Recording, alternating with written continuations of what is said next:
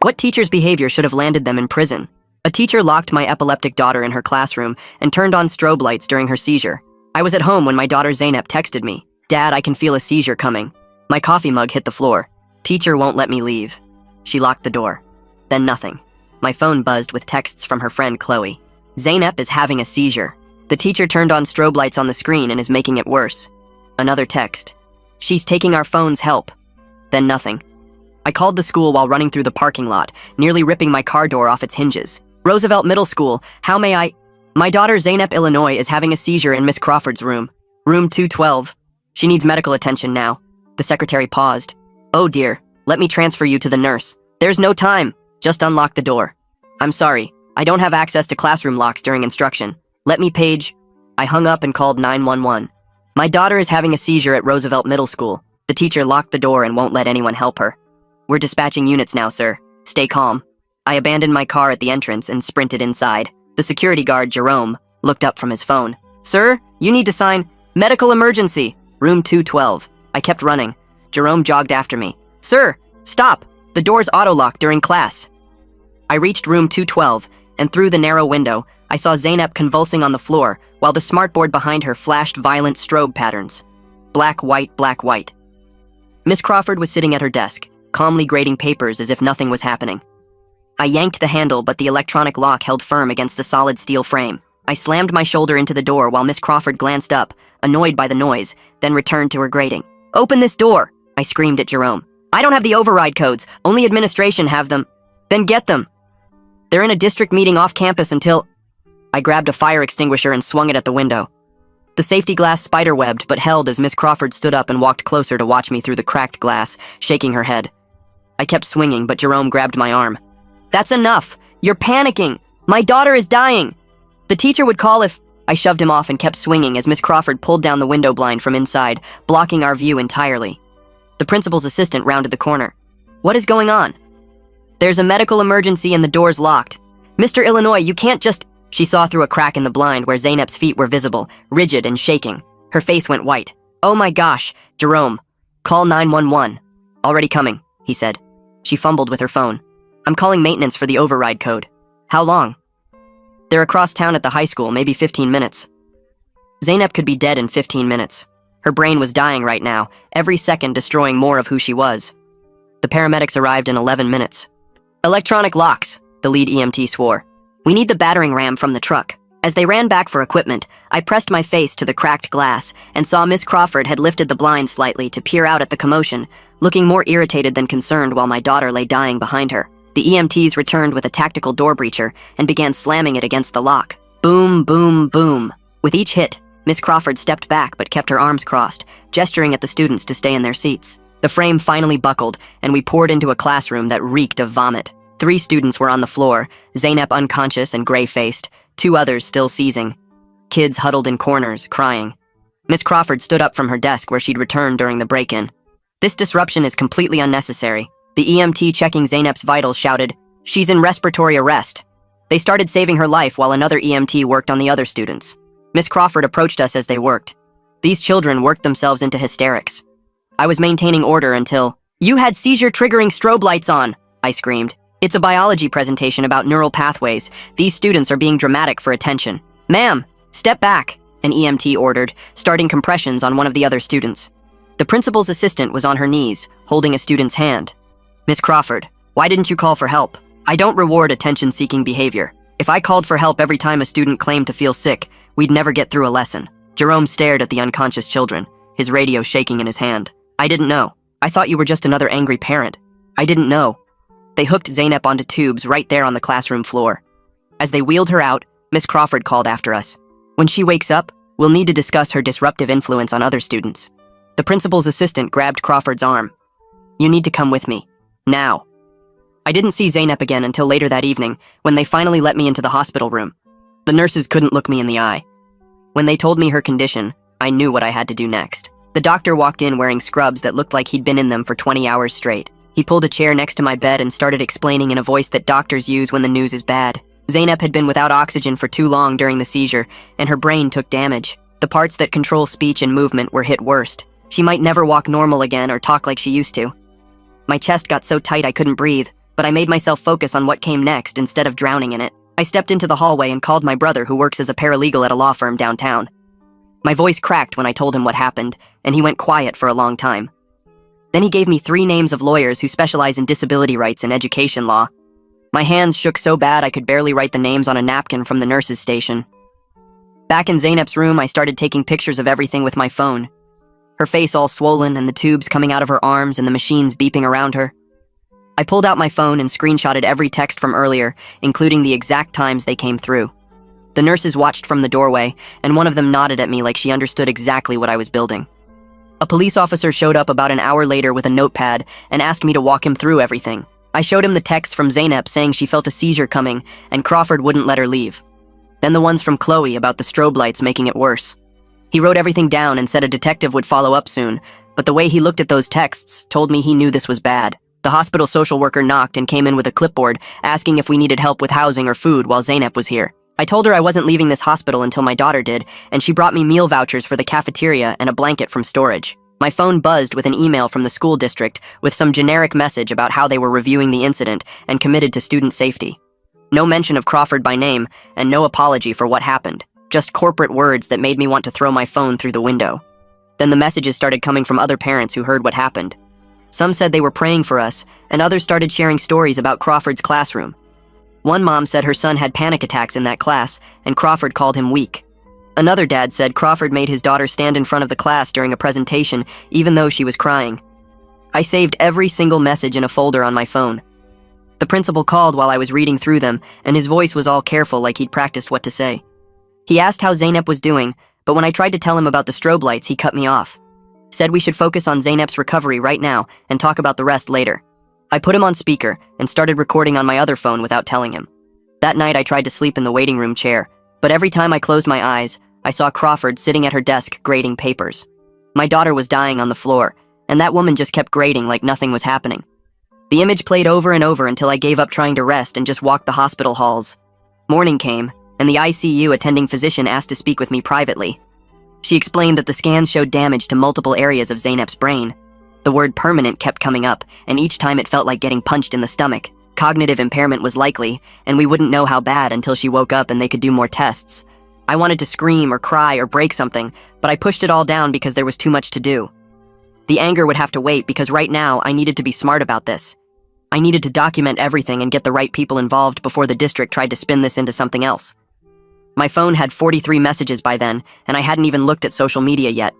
Someone had already posted about it in the local parents' Facebook group, and people were arguing in the comments. Some defended Crawford, saying she was a good teacher who cared about academics. Others were calling for her to be fired immediately. I stayed out of it for now, but took screenshots of everything, especially the comments from parents who'd had problems with her before.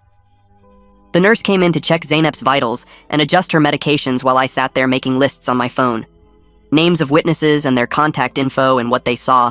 Timeline of events down to the minute based on my texts and call logs. Every single thing Crawford said when we finally got in that room. The way she called it unnecessary disruption while kids were seizing on her floor. My brother had texted me 3 names of lawyers who handle disability cases, and I called the first one Geraldine Witt. She picked up on the second ring, and I told her everything that happened with the locked door and the strobe lights.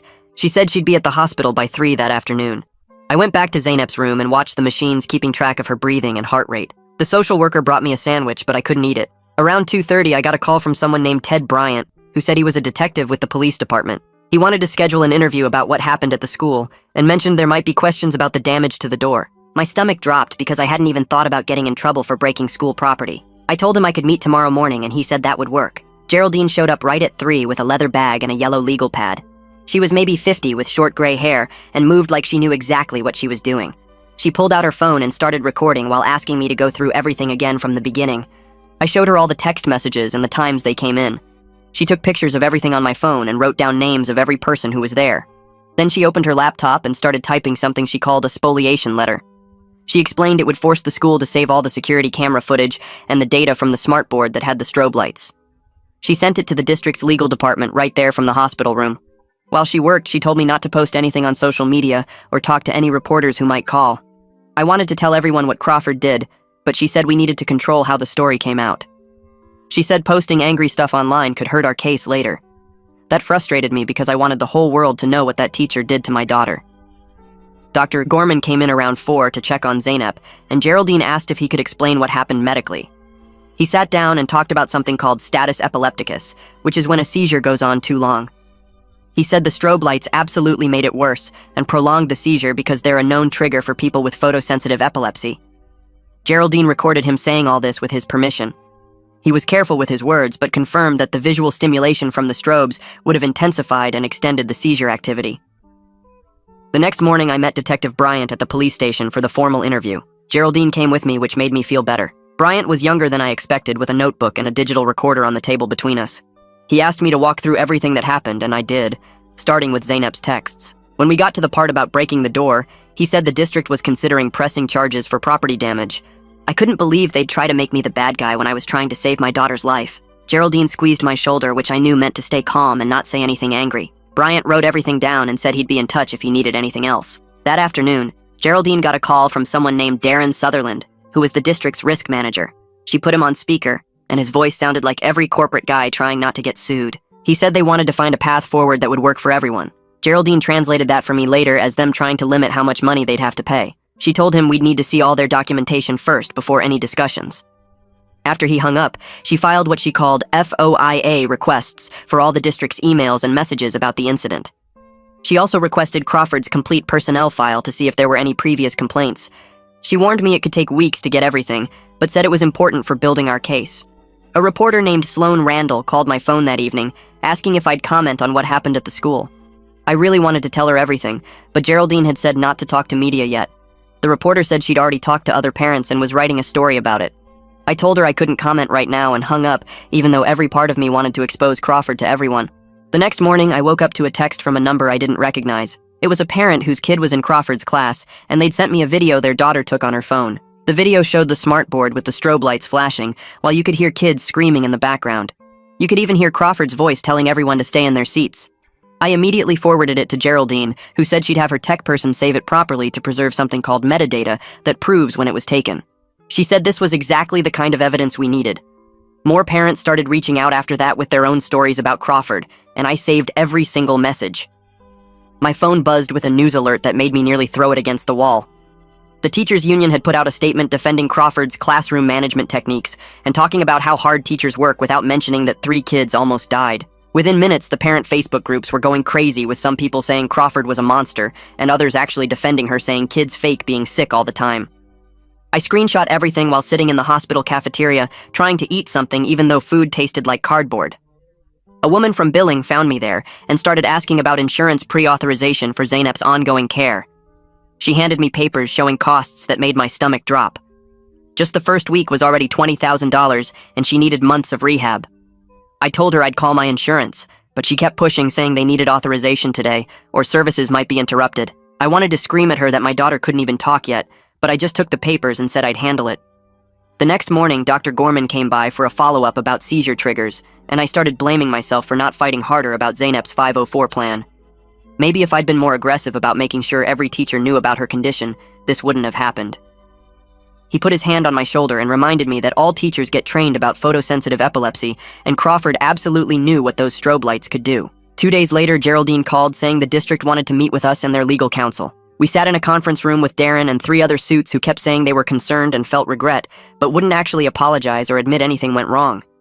They kept using words like unfortunate incident and miscommunication, while Geraldine took notes, and I dug my nails into my palms to keep from exploding. Darren said they wanted to work together to find solutions, but every solution they suggested involved us not talking publicly about what happened. Detective Bryant called that afternoon with an update that made everything worse. Crawford had hired an attorney and wasn't answering any questions about the incident. The other students' phones were being held as evidence, which meant more families were getting pulled into this mess. He said the investigation was ongoing, but warned me it could take months before any charges were filed if they decided to file them at all. 3 days after that, they finally took the breathing tube out of Zeynep's throat. She opened her eyes for maybe 10 seconds and looked right at me, but there was nothing there. No recognition, no emotion, just empty staring before her eyes closed again. The nurse said it was progress, but all I could see was how far we had to go.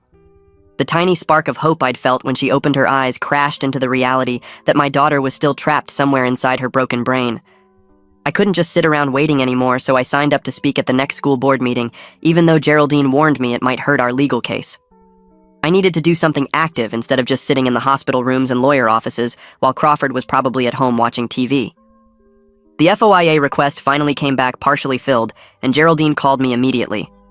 There were 3 prior complaints about Crawford being too harsh with students, and one parent had specifically mentioned inappropriate visual aids in a science lesson 2 years ago. Geraldine said this showed a pattern of behavior that the district ignored. She started preparing subpoenas for more records while I read through the complaints feeling sick that they'd left this woman in a classroom after multiple warnings. Sloan published her article about emergency response delays caused by electronic locks in schools, and even though she didn't name Roosevelt or Crawford specifically, everyone knew what she was talking about. The article quoted safety experts saying schools were choosing security theater over actual student safety. Comments poured in from parents across the district sharing their own stories about locked doors during emergencies. The district spokesperson gave some generic quote about reviewing policies, but it was clear public opinion was turning against them. That same week, Darren called Geraldine with what he called a generous offer. He wanted to set up a restorative justice meeting where Crawford and I could sit across from each other and talk about our feelings with a mediator. The idea of sitting in a room while Crawford played victim and talked about how hard her job was made me physically sick. I told Geraldine to tell him absolutely not, and if he asked again, I'd make sure every parent in the district knew they wanted me to make nice with the woman who almost killed my daughter. Geraldine said my reaction was understandable, but we needed to stay strategic. The insurance company started denying claims, saying some of Zeynep's treatments were experimental, even though Dr. Gorman said they were standard care for brain injury. I spent hours on the phone arguing with people who'd never met my daughter about whether she really needed speech therapy 5 times a week. Every denial letter felt like another slap, while I watched other kids in the rehab unit making progress, and Zeynep still couldn't hold her head up without support.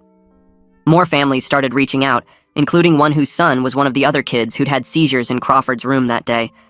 They wanted to know if we were suing and if they could join.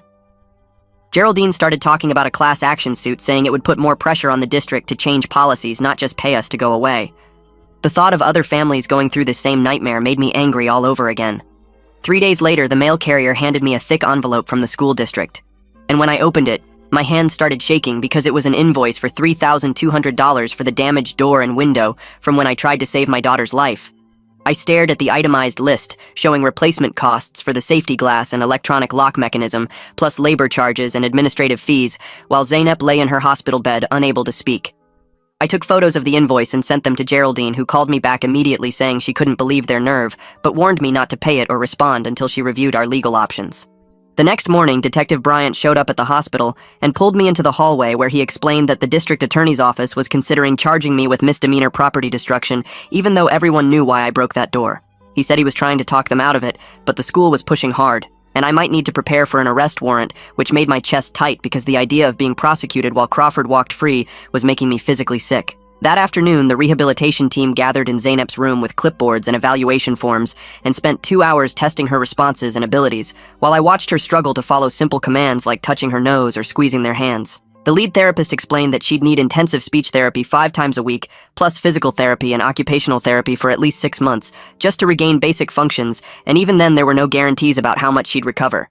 They handed me a schedule that would basically mean living at the hospital and rehab center for the foreseeable future, while insurance fought us on every single session. 2 days later, I got calls from the parents of the other kids who had seizures in Crawford's classroom, and they wanted to meet about joining our lawsuit because their children were also having ongoing problems from that day. We met at a coffee shop near the hospital where one mother showed me her son's medical bills, and another father described how his daughter was now terrified of any flashing lights and had developed panic attacks. Geraldine listened to their stories and suggested we consider a class action lawsuit, which would have more impact on forcing the district to change their policies rather than just seeking individual settlements. She explained how a unified case would show a pattern of negligence and make it harder for the district to claim this was an isolated incident. Over the next week, Geraldine and I worked on drafting a formal demand letter that cited specific violations of the Americans with Disabilities Act and Section 504 of the Rehabilitation Act, with detailed damages for medical costs and Zeynep's lost abilities. I spent hours writing about how my daughter used to play violin and run track, and now couldn't hold a spoon steady or remember her friends' names, and Geraldine incorporated these personal details to humanize the legal language. She filed it with the district and gave them 30 days to respond while also preparing for the likelihood they'd reject everything and force us to court. Then something unexpected happened when an anonymous source sent Geraldine a PowerPoint presentation from a district training session just 2 months before the incident, specifically about photosensitive epilepsy and seizure triggers in classroom environments.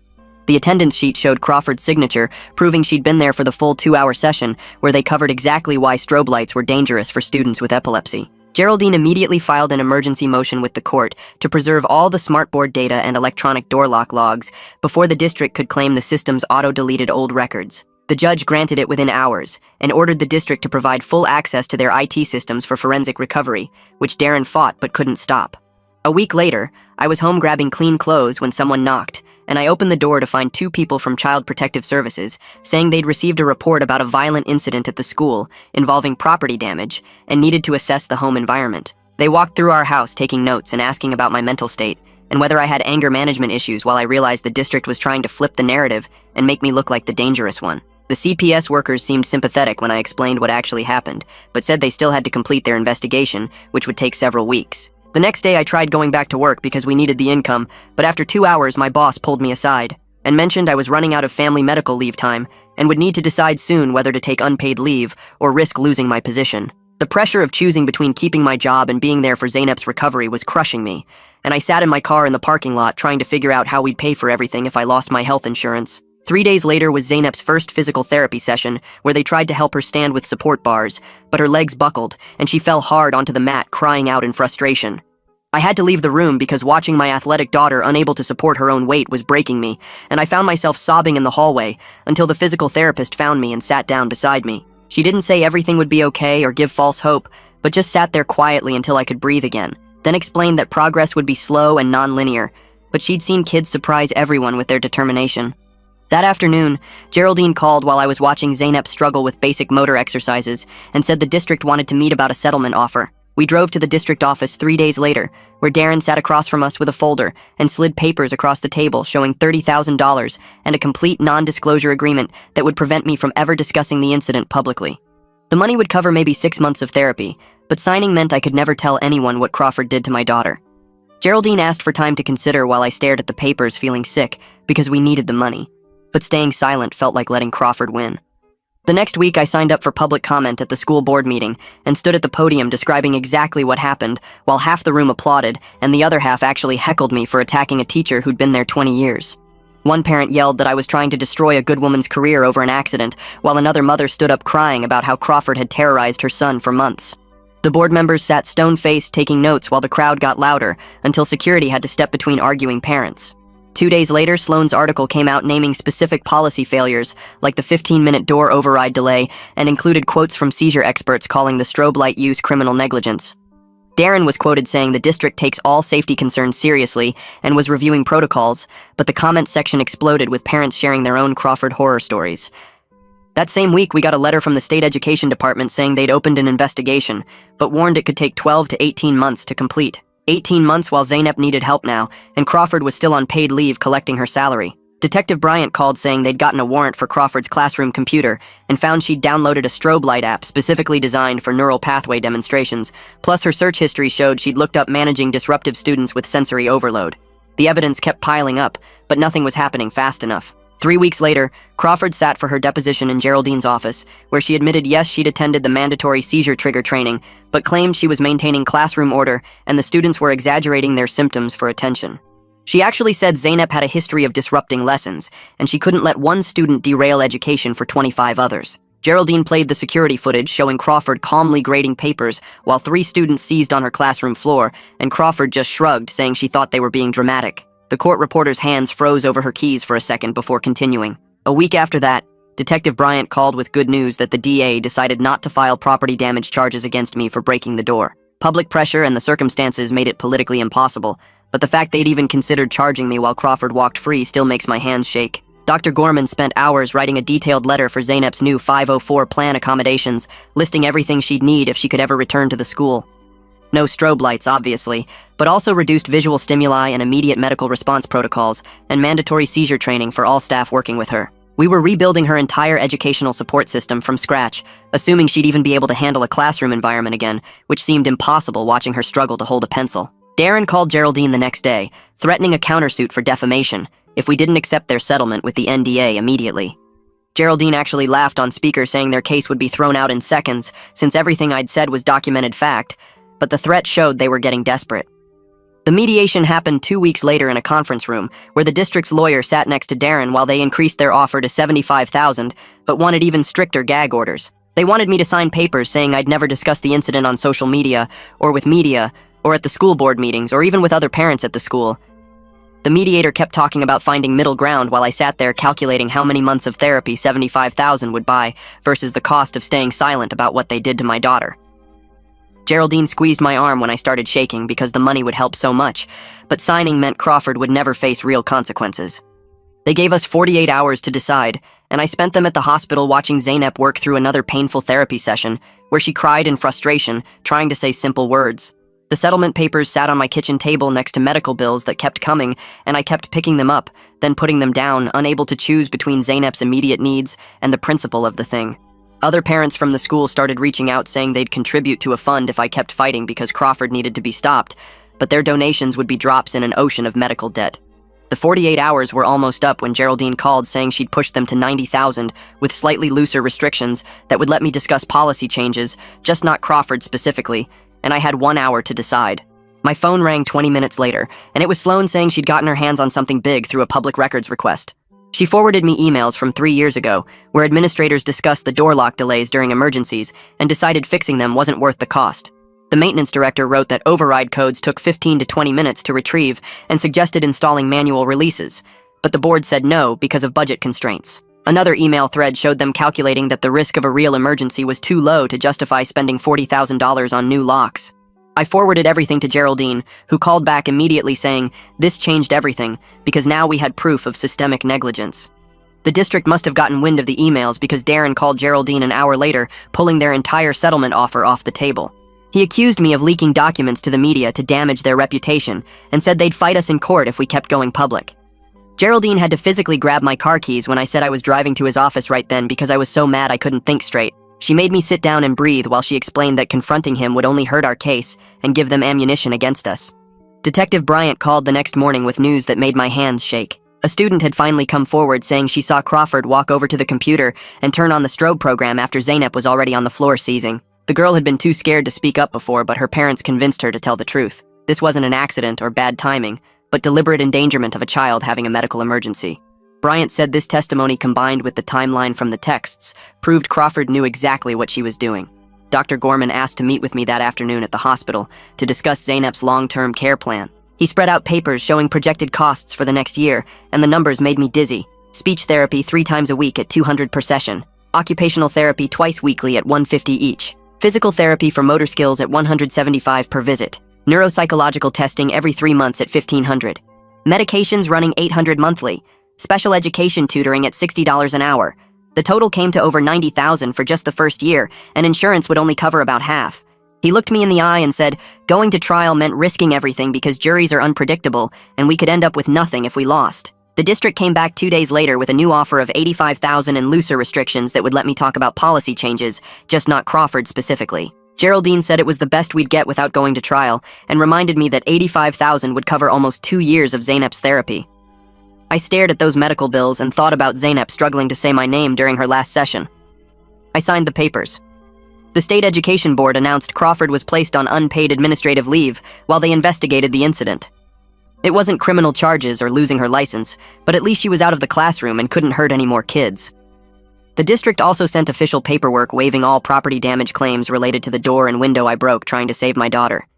Small victories, but they mattered. Zeynep started outpatient rehabilitation the following week with 3 different therapists working on speech and movement and daily living skills. The speech therapist had her practice holding a cup without spilling, and she managed it for 10 seconds, which felt huge after watching her unable to control her hands at all. She said cup clearly, and then dad, and we both cried right there in the therapy room. The occupational therapist worked on basic motor control with blocks and puzzles that would be easy for a toddler, but challenged Zeynep's damaged neural pathways. Every tiny improvement felt like a miracle after the doctors initially said she might never speak again. I got called to testify at a state education panel hearing about school emergency procedures, but they let me do it anonymously behind a screen. I told them about the 15-minute wait for override codes while my daughter's brain was dying. I explained how the security guard had no way to help even though he wanted to. I described watching through the cracked glass as Crawford ignored 3 students having seizures on her classroom floor. The panel members kept interrupting with questions and seemed genuinely shocked by the electronic lock delays. One member asked if I thought the delays directly contributed to Zeynep's injuries, and I said absolutely yes, because every minute without oxygen caused more damage. They took notes and promised to issue recommendations, but I knew how slow bureaucracy moved. 2 months later, the district announced new emergency training for all staff, including override code access for security guards and nurses. They also banned strobe effects and flashing lights in all classrooms without prior medical clearance from parents. The new policies came too late for Zeynep and the other kids Crawford hurt, but maybe they'd protect someone else's child from going through what we did. The news trucks started disappearing from the hospital parking lot after a school shooting in another state grabbed everyone's attention, and I watched them pack up their cameras while Zeynep struggled through another speech therapy session. Sloan sent me one last text saying her editor was moving her to cover the new crisis, but she'd check in when she could, and I knew that meant never, because that's how news cycles work. The online support groups that had been buzzing with outrage about Crawford went quiet as people moved on to fresher anger, and I felt weird about missing the attention, even though I'd hated every second of being in the spotlight. Geraldine called me into her office downtown, where the settlement papers covered her entire conference table, and she walked me through each restriction about what I could never say publicly about Crawford or the district. My hand cramped from initialing every page, while she explained how the money would be placed in a special needs trust for Zeynep's care, and I signed my name on the final page, knowing I was trading my voice for my daughter's future. The check cleared 3 days later, and I immediately wrote checks for the therapy center to continue Zeynep's treatment for the next 2 years without worrying about insurance denials. Dr. Gorman pulled me aside after Zeynep's monthly evaluation and showed me the brain scans side by side with the ones from 6 months ago and pointed to areas that were showing more activity than they'd expected. He said Zeynep was exceeding their initial projections, and her determination during therapy sessions was pushing her recovery beyond what they typically saw with this level of damage. I bought a leather journal that night and started writing down everything that happened from the first text to the settlement, because someday Zeynep would be old enough to understand, and she deserved to know the whole truth, even if I couldn't tell anyone else. I wrote for 3 hours straight, until my hand went numb, and I was only halfway through describing that day in the classroom when they broke down the door. The district called me about participating in their new emergency protocol committee, and my whole body tensed at the thought of going back to Roosevelt. But I knew if I didn't help design the system, then other kids might suffer. I parked in the visitor lot, and my legs felt heavy walking through those same doors where I'd run past Jerome 6 months earlier, and the hallway still smelled exactly the same, like floor wax and teenage anxiety. The committee meeting was in the library, and I helped them write procedures for medical emergency overrides while trying not to think about Zeynep convulsing behind a locked door just 3 hallways away. They implemented everything we suggested, including panic buttons in every classroom that would automatically unlock doors and alert emergency services simultaneously. I heard through the parent network that Crawford had submitted her resignation letter the week before the state investigation was supposed to release their findings, and she'd already started working at a private tutoring center on the other side of town. Another parent told me she saw Crawford at the grocery store acting like nothing had happened and tutoring kids for standardized tests at $60 an hour with no background check required. The anger burned in my chest, but I couldn't say anything publicly because of the settlement agreement, so I just focused on Zeynep's progress and tried to let it go, even though letting go felt impossible. 6 months after the seizure, I was sitting in the rehabilitation center watching Zeynep work with her speech therapist on forming basic words when she looked right at me and said, "Dad," so clearly that everyone in the room stopped what they were doing. The therapist's eyes filled with tears, and she squeezed Zeynep's hand while I completely lost it and sobbed right there in front of everyone because that single word meant everything after months of garbled sounds and frustrated attempts. Zeynep smiled at my reaction and said it again just to watch me cry harder, and the therapist had to get me tissues while other parents in the waiting room pretended not to stare. Our days settled into a rhythm of morning physical therapy, where Zeynep learned to hold a fork steady, and afternoon speech sessions, where she added new words to her vocabulary, one painful syllable at a time. The occupational therapist celebrated when Zeynep managed to button her own shirt, even though it took 15 minutes and her fingers shook with the effort. We had doctor appointments every 2 weeks to adjust medications and monitor for new seizures that thankfully never came, thanks to better drugs and no more strobe lights. Small victories piled up, like Zeynep walking 10 steps without her walker, or saying a complete 3-word sentence, or remembering my phone number when the therapist quizzed her. The justice we got wasn't what I wanted, because Crawford still had her freedom, and the district never admitted real fault, but Zeynep was alive and getting stronger every day, surrounded by people who actually gave a damn about keeping her safe. That's all I've got for today. Appreciate you listening in. Feels like talking with a friend every time. Stick around and we'll do it again soon.